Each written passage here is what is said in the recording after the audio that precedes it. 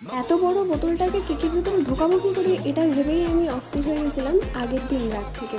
আইনডি আমাকে বোতলটা দিয়ে গেছিলো, কিন্তু আমাকে বলেছিল বোতলটা একটু ছোট, কিন্তু এতটাও ছোট ভেবেছিলাম না। আগে আমি যেই ব্র্যান্ডটা ইউজ করতাম সেই ব্র্যান্ডটা একটু চওড়া কিন্তু একটু ছোট থাকতো।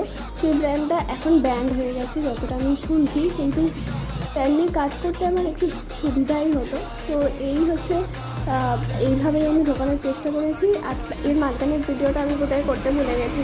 আচ্ছা, এটা ছিল রসমালাই ফ্লেভার। আর আমার লোকেশন অনেকেই জানতে চাইছে, আমার লোকেশন হচ্ছে বাউরিয়া হাওড়া, বাউরিয়া গার্লসের সামনে। আর আসতে চাও অবশ্যই কন্ট্যাক্ট করে এসো।